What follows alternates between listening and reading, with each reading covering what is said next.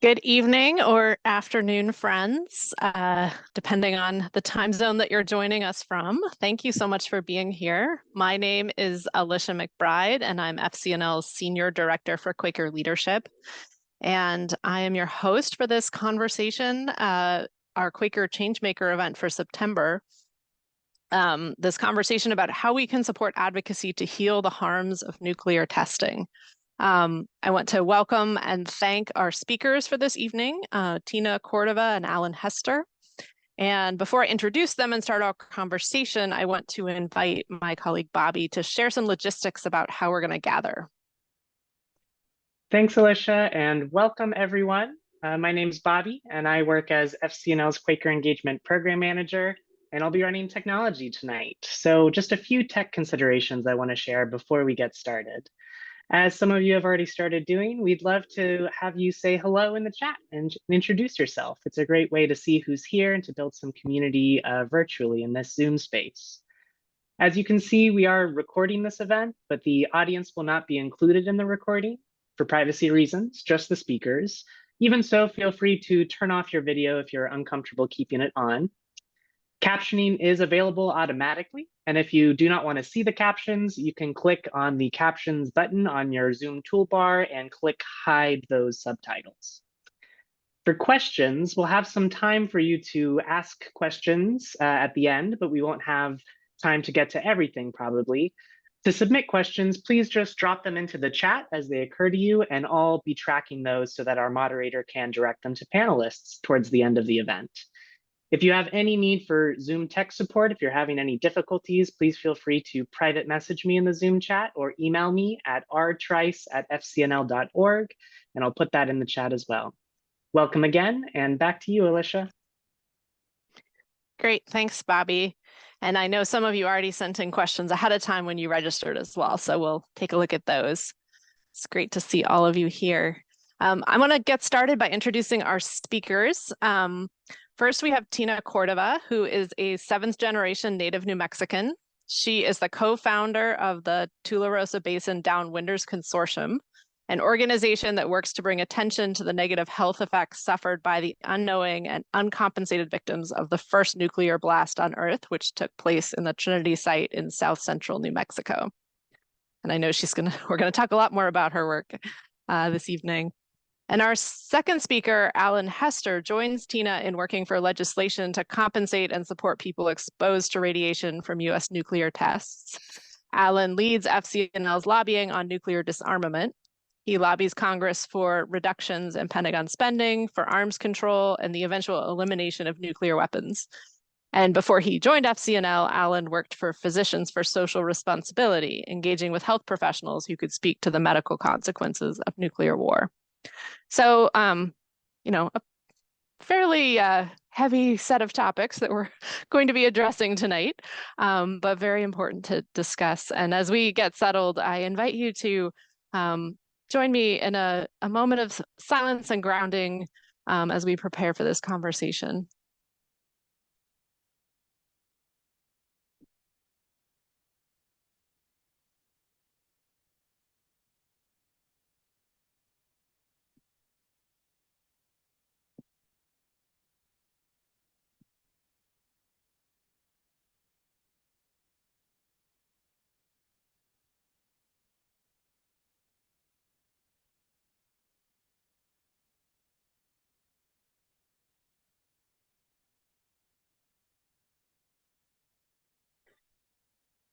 Thank you, friends.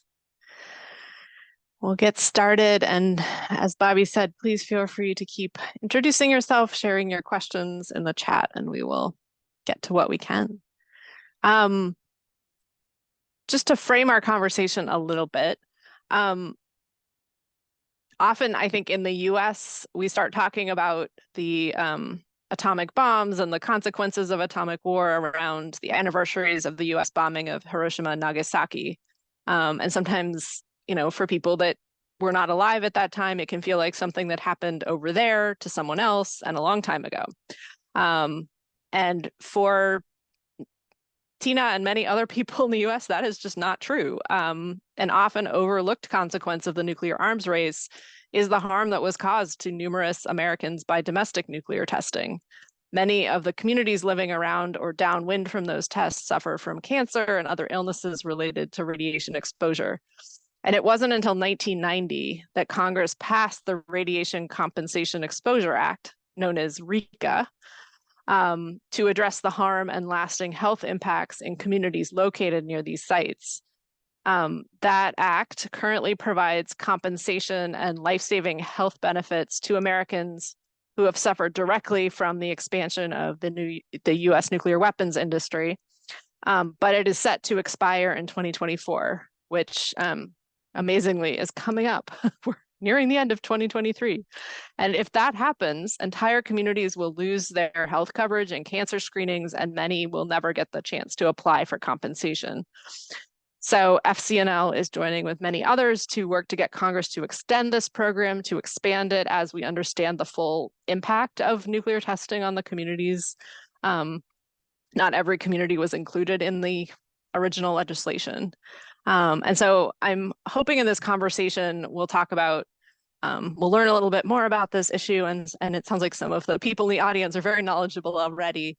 And also, talk about how people who are joining us tonight can be a part of that important work.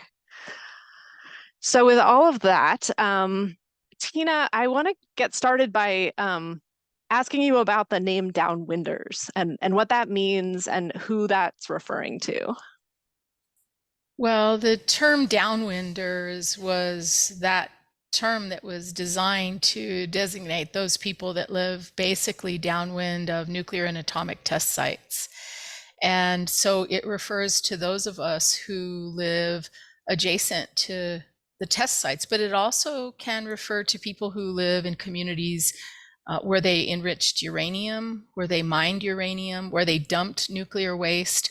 I mean, all of us are encompassed under that term. And so I identify as a downwinder, and most of the people in New Mexico who know about this issue also identify as downwinders. We were downwind of the dumping of nuclear waste from the Manhattan Project in the canyons around Los Alamos. We were downwind of the nuclear testing at Trinity and the other tests that were done here, and we're also downwind of the uranium mining. So that gives you sort of a quick overview of who is encompassed by the term downwinder or downwind. Great, thank you. And Alan, can you talk some about, we talked about RECA, and I mean, one thing that struck me was, these tests were happening in the 40s and the 50s, and it wasn't until 1990 that the government did anything about it. So can you talk about how the US government is responding to these concerns? Yeah, well, I think just the time gap that you even mentioned there proves that it's been, slowly and badly is how the government's addressing these concerns. Now that FCNL has spent some time working with the directly impacted communities like the downwinders, we know very well that lawmakers have been kicking this issue down the road for decades. We are looking to expand compensation to communities who aren't currently covered by the current program. When we first jumped into this issue in 2022, we were only seeking to extend the current program and keep it from expiring because it was set to expire in 2022. And so I say that to say that was a desperate attempt to make sure that the program didn't completely go away, because had it, the people that are currently covered would have lost healthcare coverage. They would have lost free cancer screenings. They would have lost the ability, those folks in those regions that are covered already, to apply for that compensation. But that only, of course, avoids the wider conversation about all the communities who are still left out of that program, who have not seen a dime of compensation, despite having very real stories of suffering, whether that be direct health, circumstances, or losing family members, and the financial impacts that come from dealing with that. So I think it's just been a history of kicking the can down the road. And I see that as a consequence of not enough nuclear history education on the Hill. When staffers and members have the opportunity to hear the stories like Tina's story, which I'm sure you'll hear tonight, when they hear the stories of the directly impacted communities, we hear both sides of the aisle telling us the same thing, that it's a common sense policy reform, and it's a clear example of the government hurting its own people. So I want to acknowledge that positive change that we are now seeing on the horizon, the opportunity to actually do something about this issue in a real way, that's only here because communities like the Downwinders, activists like Tina, have continued to meet with policymakers and refused to back down every time Congress has kicked this can down the road. And so I really am excited at the potential that we'll be able to make something of this moment after decades of just continuously trying to get Congress to take this seriously. Yeah, and as you say, momentum's building for this. We're having some good conversations. I know, Tina, you just got back from spending some time in DC lobbying on this issue. So I wanted to turn to, what we think can and should happen, in the next year, and what will be needed for that long-term outcome that we're looking for to take place. So Tina, do you want to get started with that one? Yeah, absolutely. I appreciate what Alan has said about kicking the can down the road. And one of the themes I've been expressing lately as I've been lobbying for the inclusion of all those who have been left out of the Radiation Exposure Compensation Act, or RECA, is that we land up living on this, this edge, basically wondering every day, are they going to let the program expire before we ever have a chance to see the benefit of the program? And it just seems to add so much more stress and pain and uncomfort to those of us who have already suffered enough of that long term. This is a nonpartisan issue, and it has been addressed in a bipartisan way recently by the US Senate. And it should have always and long ago been addressed that way. When the program was set up in the beginning, it was so very arbitrary, and so many people have been left out. And the states that we're trying to add now are, for the first time ever, are states like New Mexico, but also states like Idaho, Montana, Colorado, all of Arizona, all of Utah, all of Nevada, and Guam. And, what needs to happen over the next few months is that now that this is a winning process, and like Alan already alluded to, most people know that this is necessary. And now that this is a winning process, we need to make sure that members of the House realize that as they go about reconciling the National Defense Authorization Act, or the amendment to include RECA has now passed the US Senate, they need to understand that this is truly low-hanging fruit, that this is one of those opportunities for members of Congress to show that they can work together in a bipartisan fashion to address these sorts of injustices. And so we're very hopeful that we'll see that kind of movement, and that they will absolutely come together, to address the harm that's been done to people in the American West for all these many years that's been basically ignored. Yeah, Alan, what are you seeing from your perspective on this? Well, I just think it's a tremendous opportunity. I think it's really important to emphasize that the National Defense Authorization Act, the defense spending legislation, is one of the few bills in Congress that is considered a must-pass piece of legislation, which is essential in a divided Congress to get our priorities into bills like that. Obviously, we have a lot of problems with things that are in that wider bill, but I think it speaks so much to how excited we were when we saw RECA expansion included in the bill, because that means it has a real shot of getting passed. Where we're at in the process now, folks on both the House and Senate side have to come together and work out differences, right? And one of those differences is that the House bill has no RECA language, and the Senate bill includes the amendment we really, really want. So what people need to be hearing from their constituents right now is their constituents saying, as you're having these negotiations, as you're working out differences between the two bills, please fight for this. It's important. It's morally responsible for you to be pushing for this. We're not seeking a handout. We're seeking justice for people that were harmed. And the other part we have to really stress in our outreach on this is that if this isn't passed in this NDAA, and I want to be clear with the government shutdown, there's a good chance that the NDAA will not be finalized until December. So if this is not passed in this legislation, then the Downwinders, the frontline communities, all of us working on this are going to have 6 months to then pivot to an alternative plan to make sure that this program doesn't expire in June 2024. And so we really have to stress the urgency that if nothing else, something has to be done right now to keep the program from expiring. Obviously, we're going to continue pushing for everything we want, which is the full expansion. But that urgency is really why members need to be listening to us and realizing that if they don't include it now, they're going to be risking just kicking the can down the road, if not letting it expire very quickly after that. I do want to get into one point because I think it's important for those that are interested in getting into this issue. As you're reaching out to members, we have one of the things we hear, pushback we hear on this is cost. We're told that they don't want to, certain members don't want to support this because it'll cost too much. There was an initial CBO estimate that said that this expansion legislation would cost something in the realm of $100 billion. That was not a fully fleshed out CBO score that was backed up by line item facts. It was just an estimate, which is ridiculous to me because so far the program as it's existed has spent $3.5 billion over 30 years. Obviously, we're expanding that program, but the $100 billion estimate in my mind is inflated. And we know for a fact that the government is planning to spend $750 billion over the next decade to overhaul all of our nuclear weapons systems. So it's not that we don't have the money, right? We can find the money. And even if it was $100 billion, I think if you listen to the stories of the individuals who have suffered due to our US nuclear weapons testing, due to our manufacturing of the weapons, you would say it's worth it because these folks have been fighting for decades. They've suffered long enough. They deserve some kind of justice. And more importantly, when we get that cost critique back from members, I often find it as an excuse, and I find it frankly a little disrespectful. I do not see it as the victim's responsibility to figure out where the money is going to come from. It is members of Congress's responsibility. It is the negotiators. It is the appropriators who have the job of figuring out what gets cut to fund what.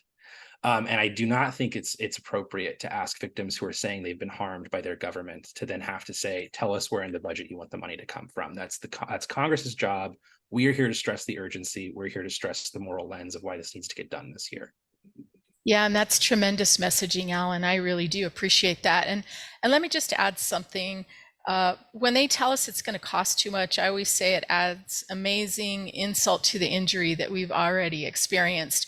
Because in our communities, and I hear this all the time, I hear this here, I hear this when I'm talking to my downwind friends from Idaho and from Utah and from Arizona. We hold fundraisers, we hold bake sales and garage sales and car washes to raise the money to help people and families travel when their loved ones are stricken with cancer and they have to travel someplace else. I mean, in New Mexico, people regularly have to travel to places like Houston and Phoenix.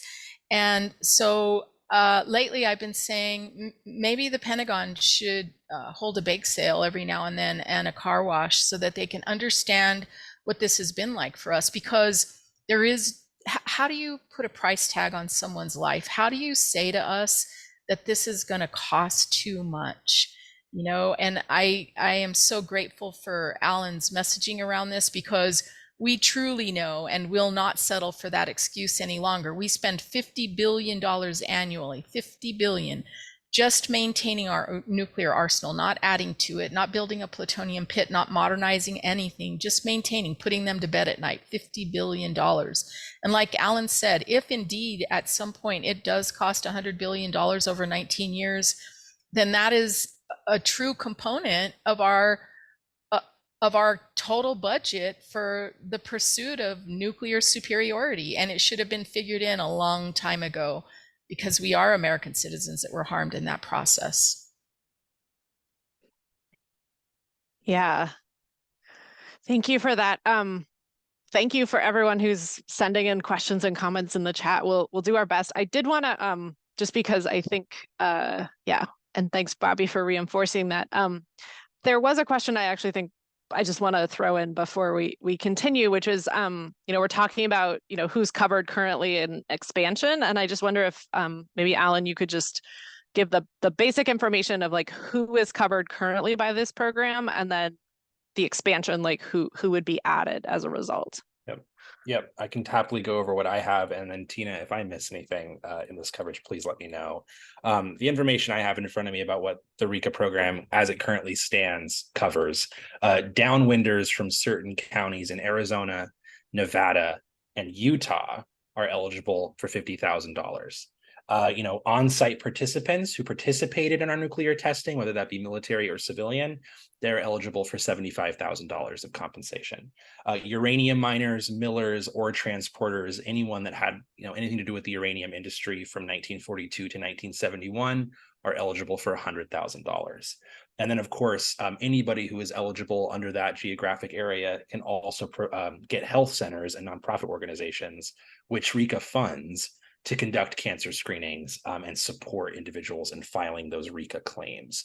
So as you heard Tina talk about, if we expand the program, we're expanding the program for 19 years so that folks don't have to keep coming to the Hill and ask for a 2-year extension. We're looking to expand it to Idaho, Montana, Colorado, New Mexico, Guam, Nevada, Arizona, and Utah. Some of those are the whole state. Other states are just certain regions that we now know were most exposed to radiation given our nuclear weapons testing. And it would also, with the uranium miners, that limited period of coverage that I just said, it would expand that a little more, because you have instances right now where uranium miners who are living in the same community because they worked for certain years, they get coverage, but because the uranium miners across the street from them worked a few years after them, they don't get coverage, even though they were in the same situation doing the same work. And then the other big part of this is that it would update the illnesses that we now know are related to radiation exposure. When this was made back in 1990, we didn't have all the data on the ways in which radiation exposure could cause various illnesses. So it would just update that, given the current data we now have on how these tests, how radiation exposure translates these illnesses to individuals. So yes, and then of course, all of those compensation amounts I mentioned would get some kind of inflation correction now that we know that healthcare costs, for example, have gone up. So that's really how we're looking to strengthen the program from where it stands now.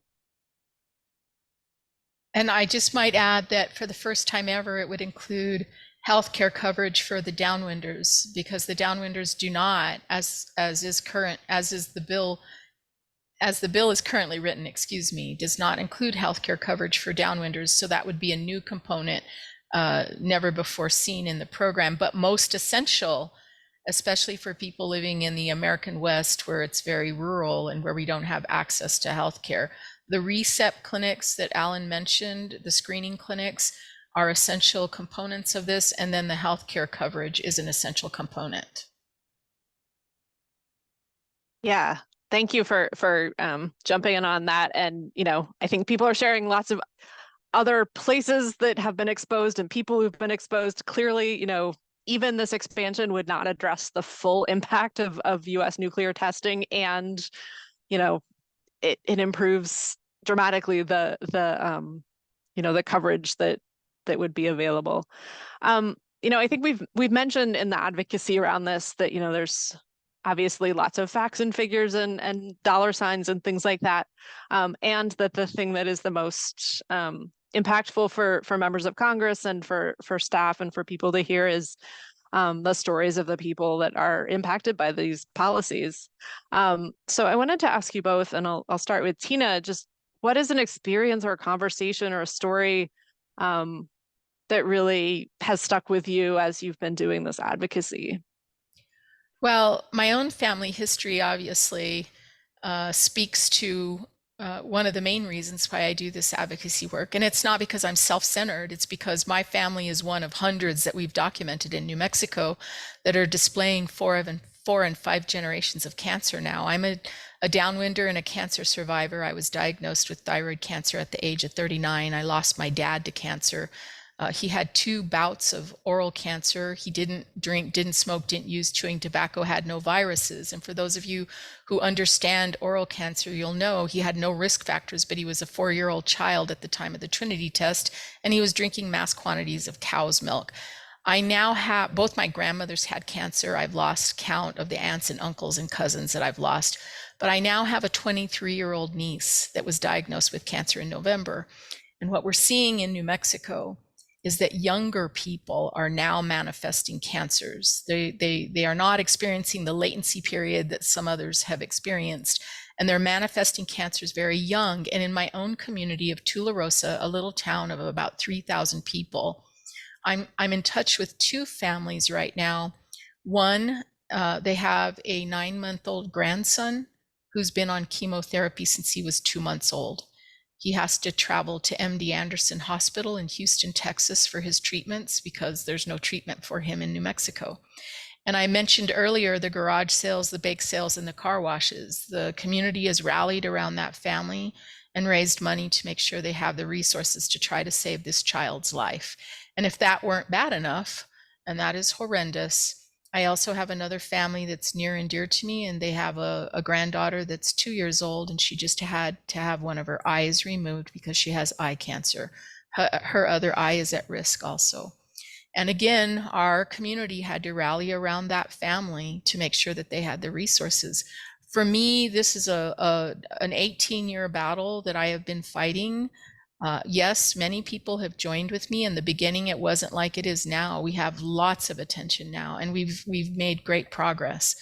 But I will never give up on this work. I don't have a choice any longer but to continue to fight on behalf of our communities, because we bury our loved ones on a regular basis and then somebody else is diagnosed. And we don't ask if we're going to get cancer. We ask, when is it going to be our turn? And just like I said at the beginning, now in my family, we know who the next person is. And it's my 23-year-old niece in college in California who's had her life upended. She has thyroid cancer. And just like me, you know, the question is, when were you exposed to radiation? Because we know thyroid cancer is associated with radiation exposure.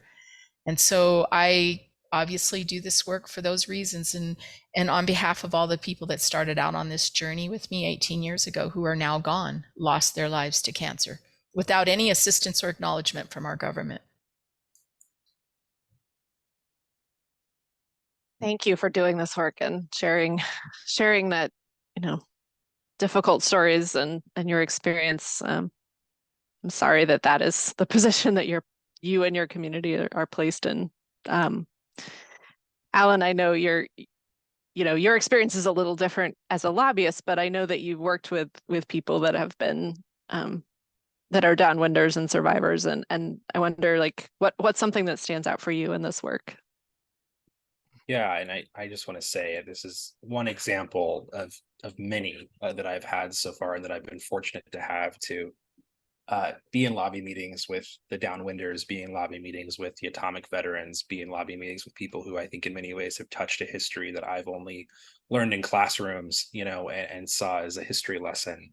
And I think the most powerful one, or maybe the one where I felt like I was closest to history, was lobbying with a woman named Barbara Kent. And if I would encourage everyone on the call, if you have the time, to just Google Barbara Kent Trinity test, and you'll see, you know, a full transcript of her story. She tells it well, and it's been amazing to be in lobby meetings with her as she tells it.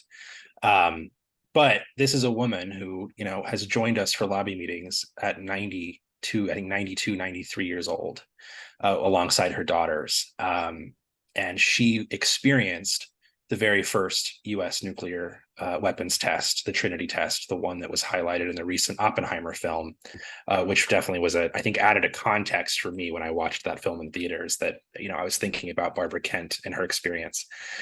You know, and as a young girl, she was at I believe it was a dance recital in New Mexico, along with, you know, 10 other young girls who were just there to have a fun summer. And one night they're woken out of bed, shaken out of their bunk beds at 3 a.m., you know, and when they run outside, they see what they think is the sun rising at 3 a.m. And at 1945, right, no one knew what a nuclear weapon was. This was all secretive. This was all under wraps. This was all classified under the Manhattan Project. So you have this group of girls and adults that are at this dance recital wondering what they're seeing. And after they spent some time going back inside and drawing pictures of the sun that they thought they saw, they go back outside later and they see what they think is snow falling in the middle of July. And of course, that wasn't snow, wasn't warm snow like they thought it was. It was fallout from the test, falling like snow into the rivers, you know, onto the crops, contaminating everything. But because no one knew what this was, these girls, they run outside, you know, in their bathing suits and play in the snow, and they catch it on their tongue, and they have no idea what they're doing. And then, of course, those girls, most of those girls, ended up passing before they turned 30 years old. I believe it was mostly in their 20s that a lot of them passed, and it was almost all due to cancer. and Tina, if I forget any details, I know you'll correct me. But to watch this woman who has fought off 7 cancers and other illnesses come to the Hill at 92 years old to still fight for something that she only realized she was a victim of in the 90s, because she finally started realizing, oh, you know what, that's what that was. Oh, there's this program to help people. I should get some help from this. And now even to try to get any kind of compensation of what currently exists, the onus is on her to find health records, back from the 40s, the 50s, the 60s of when she was initially getting diagnosed. And to me, her willingness to keep coming to the Hill and saying, here's my story, and here's why I was lied to when I asked, what did we witness? What did I see? To have 4-star generals tell that community that she was in, nothing to see here, go about your day, and to keep it all under wraps. And only decades later to realize that you were a victim of your government's negligence. Really powerful. And more importantly, it's amazing. It's a miracle that we even have the ability to work with her, given the experience of her colleagues and of her fellow peers at that dance camp. So I say that to say, when I was watching the Oppenheimer film, I was thinking about her experience. And I think it's such a testament that so many young people plugged into this issue through that film. And all I wished was, man, I wish they could have also heard Barbara Kent's story almost right directly after the film and gotten her experience, because it speaks to why this issue is so important. Well, and if I could just also add, Alan, because that was wonderful that you told Barbara's history. She went to the Hill with us too in 2018, and she was a real trooper. I was so proud of her because she showed up at all the meetings and she made it around Capitol Hill, and I was so worried about how this might play out for her. But I always tell her, Barbara, you're alive still today. You've survived so many things because it's been cancer and miscarriages, and her daughters have cancer. But I've always said you survived so that you could tell your story, because no one would ever believe it if I told it. But what's interesting also about her family history is that her brother Bob and her mother drove her from El Paso, Texas to Ruidoso, New Mexico, on dirt roads, by the way. Back then they were dirt roads. And they drove on dirt roads to Ruidoso, dropped her off at the dance camp, and they stayed in Ruidoso because they didn't want to make the long trip back to El Paso.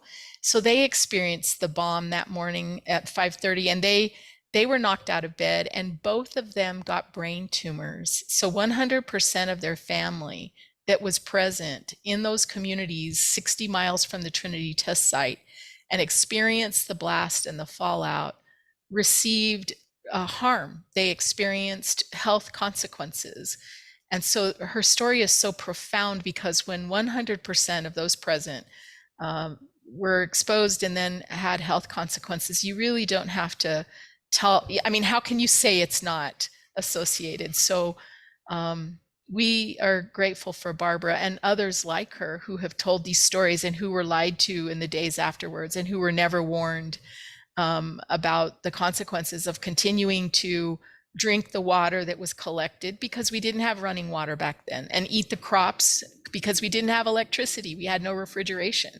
And so not giving the people any warning meant that they became horribly overexposed to radiation as a result of just their lifestyles. Yeah, thank you. I want to ask one more question, and then I want to turn to some of what's been shared by the audience and coming in on the chat. Part of the FCNL's work around this really comes out of our Quaker faith that, everyone has access to the divine, and we really need to be honoring that and listening to that. And we talk about seeking a world where every person's potential may be fulfilled and where everyone has access to justice. And Alan, I want to ask, how does that faith perspective influence the way that you lobby on this issue? This is great. And I was thinking about, how much when I was working at Physicians for Social Responsibility before FCNL, the way we tackled this issue, the way we talked about this issue was from a health perspective, right? What do nuclear weapons do to people? What is the reality of if a nuclear war, broke out? How would the physicians, how would the healthcare community respond? And what I've loved about working at FCNL and working under the faith perspective is that we can lean into, and I'm empowered to lean into, the moral necessity of the issues that we work on, which is really empowering as an advocate to be able to wield that in meetings and not feel the pressure to always just limit it to hard analysis, hard facts, right? And to really open it up to what is morally correct. And the entire issue is based around repairing past harms.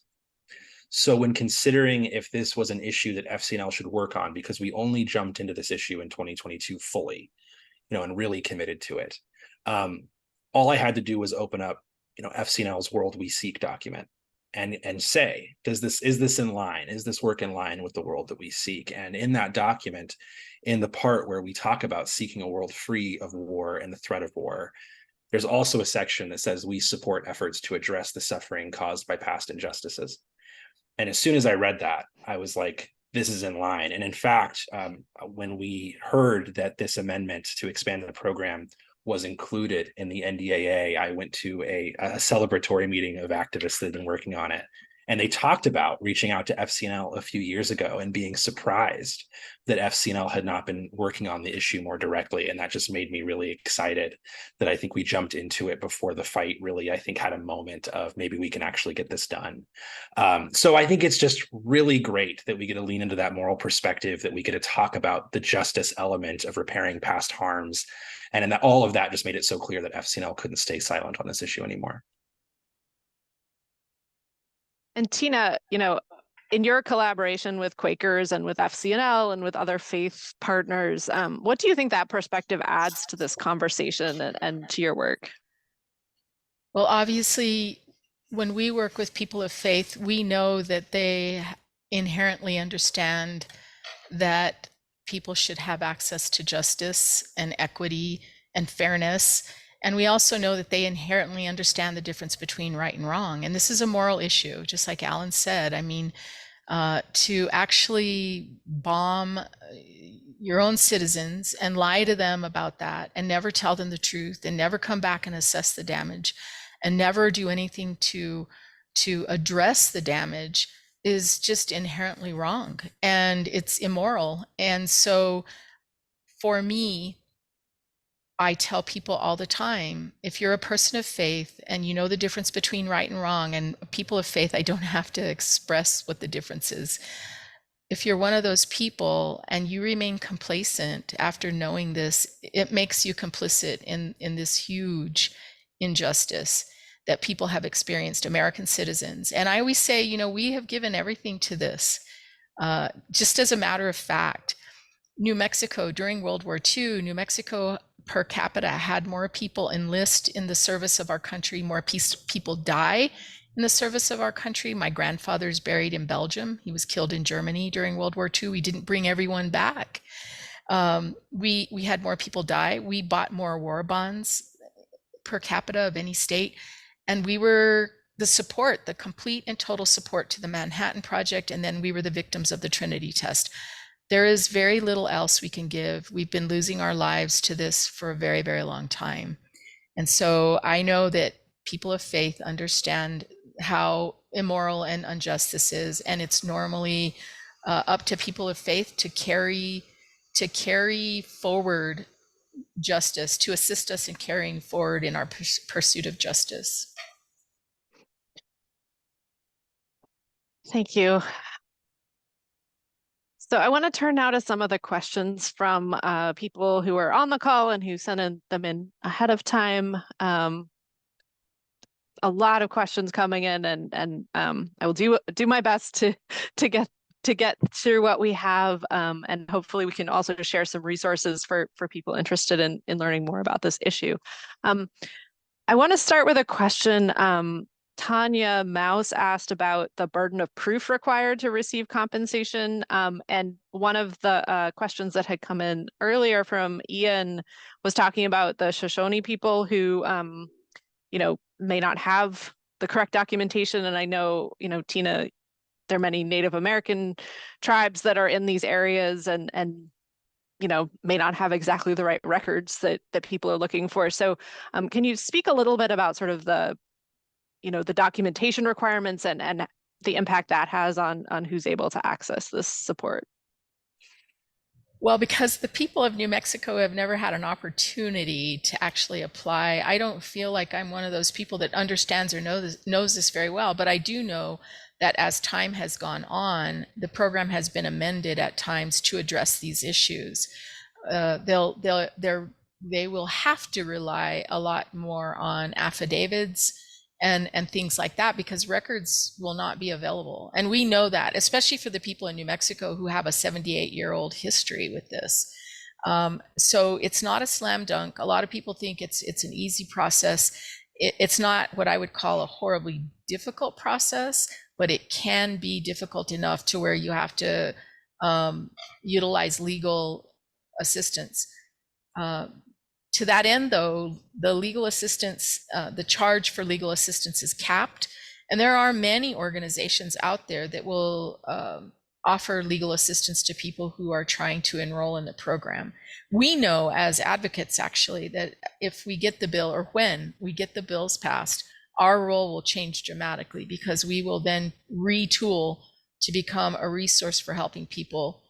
But what I tell people now is, when people ask me, I tell them, you should always try to read the RECA Act, look at what the requirements are, try to understand them for yourself, and try to start assembling paperwork and records, because you're going to need to do that.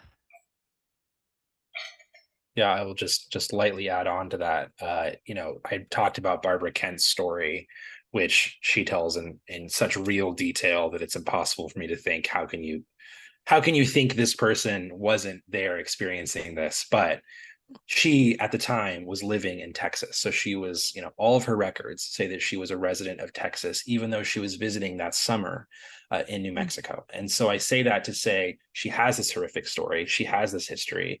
She's lost family members. She's lost friends to this experience.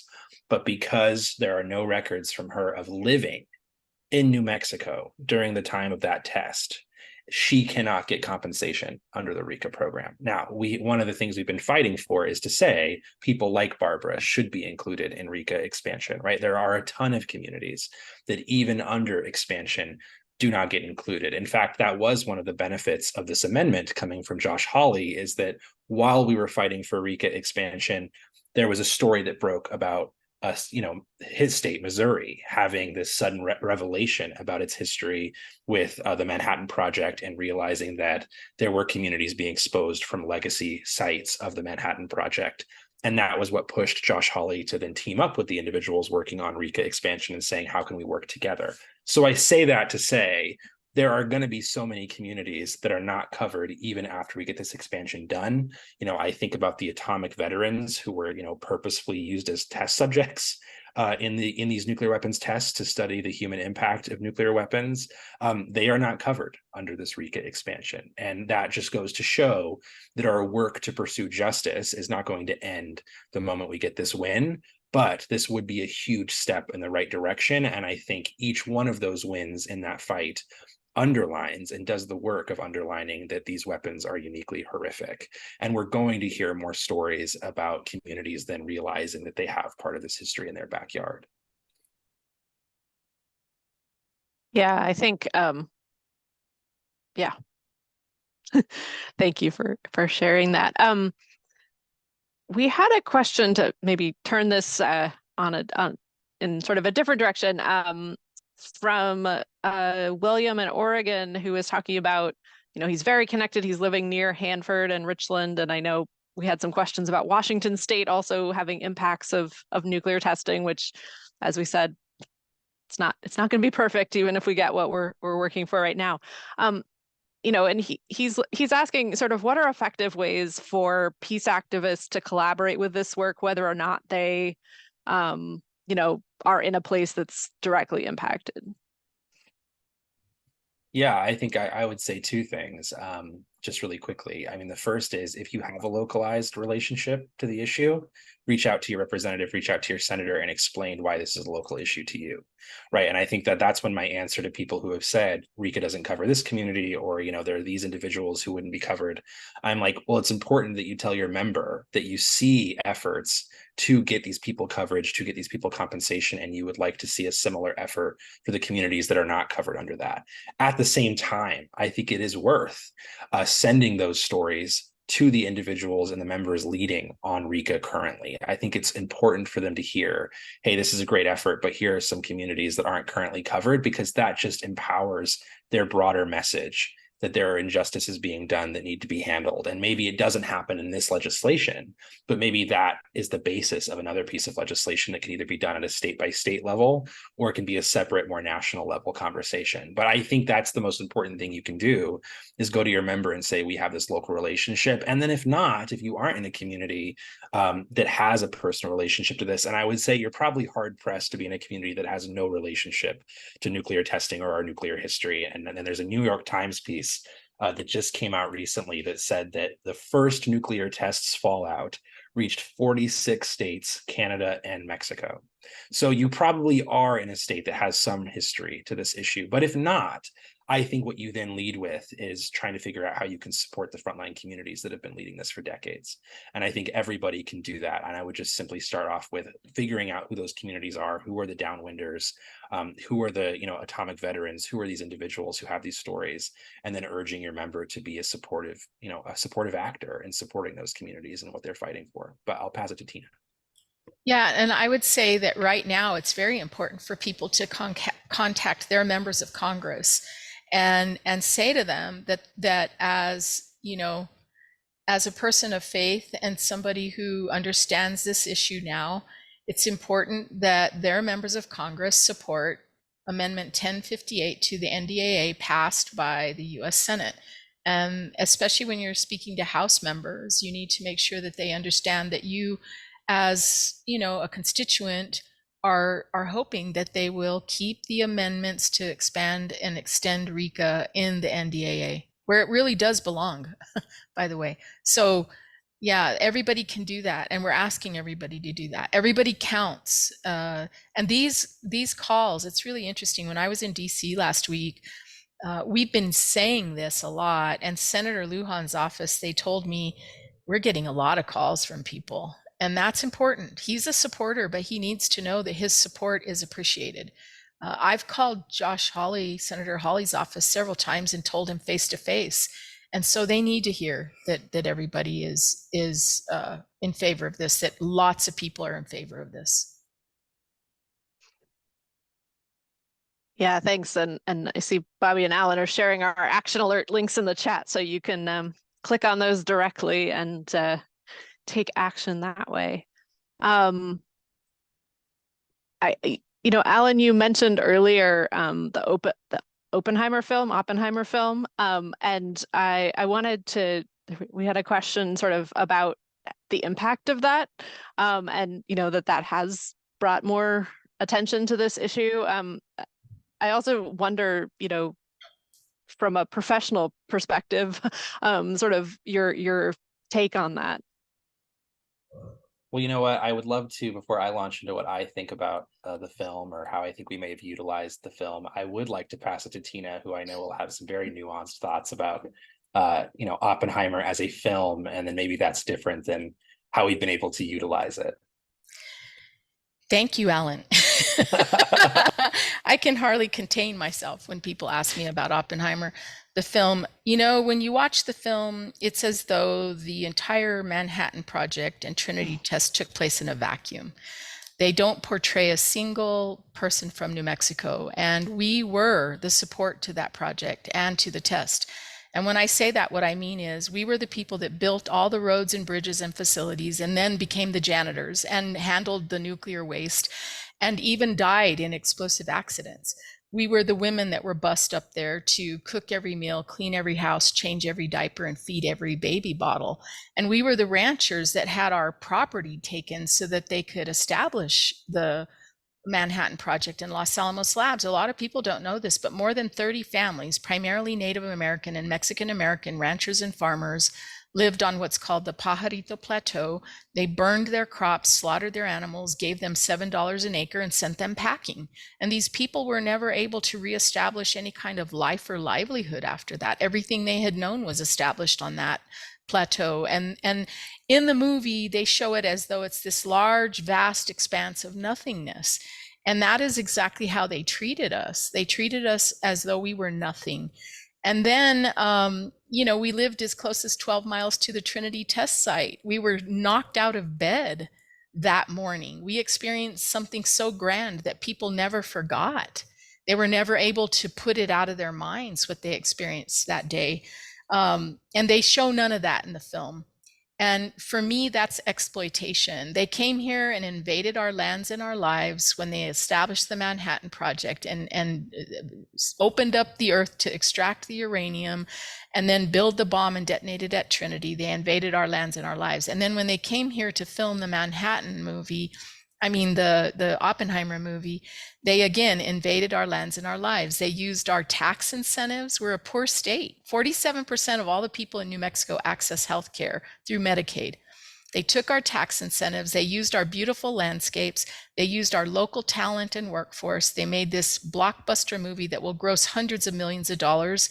And they wouldn't even include a panel at the end that just simply acknowledged the sacrifice and the suffering of the people of New Mexico. I'm friends with Olivia Fermi. She's Enrico Fermi's granddaughter. She contacted me in January of this year and said, "Do you know about this film?" And I said, "Yeah, we've been trying to reach out to them and they're ignoring us." And she said, "Well, I'm going to try to reach out." And she actually was in touch with Kai Bird, one of the authors of American Prometheus. We exchanged emails with him. We said, "Can you reach these movie makers and ask them if they would consider a panel at the end of the film?" And he got back to us and said they're not interested. And so for us, again, it's exploitation. And the film, we are the counter narrative to the film. And we've received a lot of attention as a result of the film, but shame on them for not utilizing this opportunity to educate everyone that sees the film about the harm done to people when you detonate a nuclear device adjacent to where people live. You know, we survived Trinity, although I will tell you, we had a spike in infant mortality in the months afterwards. We had casualties and they were babies. They were our babies, our children. Our children died in record numbers that summer. And so for a lot of people, we survived, but it was the beginning of the end. Like my dad, who was a 4-year-old child who experienced massive fallout, and whose life, my dad's life path was set that day. And I believe so was mine and now my niece. And so, yeah, I'm not at all happy with how they handled that. And it's very disrespectful to the idea, because I always say, you know, my dad didn't chain smoke and didn't ever drink a martini. And he developed a cancer very similar to what Robert Oppenheimer had. And I just don't think I can ever forgive them for telling this part of the history and not at least acknowledging the sacrifice and suffering of the people who lived so close to the test site. 13,000 people lived within a 50-mile radius. They've always said it was remote and uninhabited because we didn't count for anything. We were the collateral damage, and they didn't see us then. And when they made this movie this year, they didn't see us now. Well, I'll just say I do not feel bad about passing it to you, Tina, because I could not have beaten you on that. Really great overview of what that film missed. And I think the context I want to add here too is that, you know, when we were thinking about how to use that film to uplift the issue of nuclear weapons and the existential threat of nuclear war and the impacts of our nuclear testing, we didn't know what was going to be in that film, right? Planning to think about how we utilize it happened months in advance of it being released. You know, the silver lining that I see with that film and what I have talked about a little bit in opportunities I've had to talk about the film is I don't think the film was pro-nuclear weapons. You know, maybe it wasn't as obviously disarmament now as I would have liked it to be, but it wasn't pro-nuclear weapons. And I think more young people than ever plugged into the issue through that film and started thinking about nuclear weapons. And all of the material that we released that referenced the film got more attention than any other material we'd put out.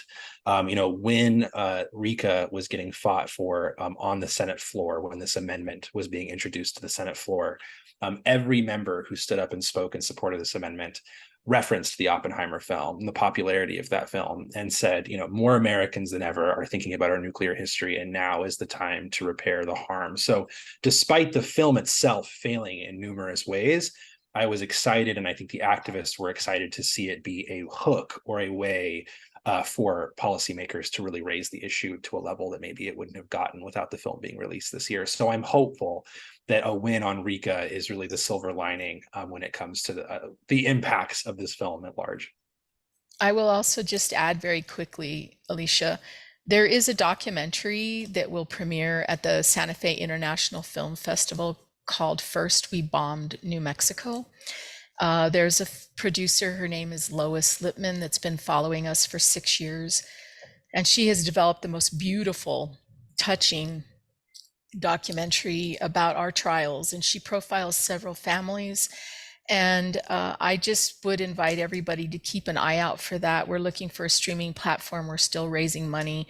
She's still raising money. There's a lot that goes into this. We would like to use the documentary to catalyze what we need to happen in Congress, and think that it would if members of Congress saw it. And so if there's anybody interested, I'll put my email in the chat. People can always reach me that way. But I know it's going to premiere in Santa Fe, and then it's going to a film festival in Austin, and then St. Louis, and hopefully New York, and who knows where next. But eventually I'm hoping, and I have my fingers crossed, and I'm praying that it'll be on a streaming platform also. Well, great. You know, I feel like we could just keep talking, and this is so so rich and so many directions we could go. And I'm sorry to see that our time is running short. I just want to close with offering both of you the chance to share some closing words, and what you would like to leave this audience with, and maybe what their next steps might be. I know Bobby's going to share some more action suggestions as well, but I guess, Tina, do we want to start with you?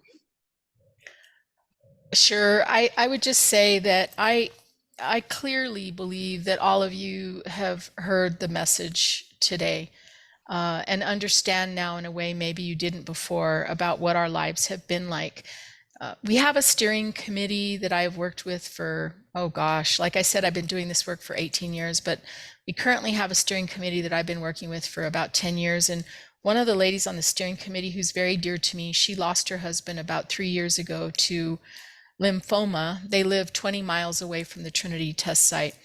And she had a stroke a few weeks ago. And when they did the workup for her stroke, they found out that she has a pancreatic tumor and a brain tumor.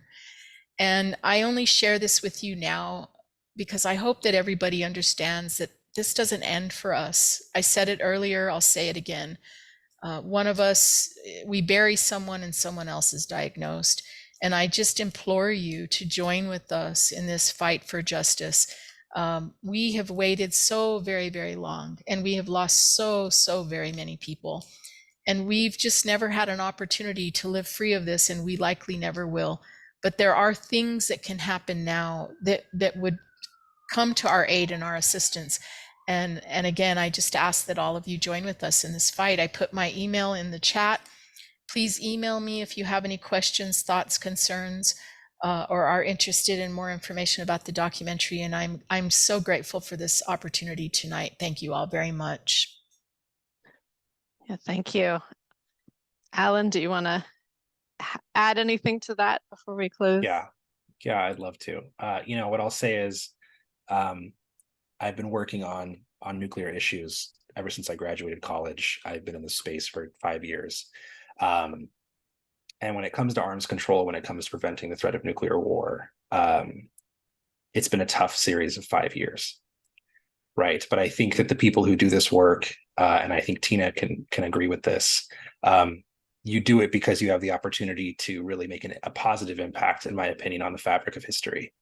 And even though that doesn't happen every day, when it does happen, it's meaningful. And so I see this fight, and I see supporting the communities who have been harmed as that opportunity, right? In a year where otherwise there is looking like a lot of going in the wrong direction when it comes to nuclear weapons.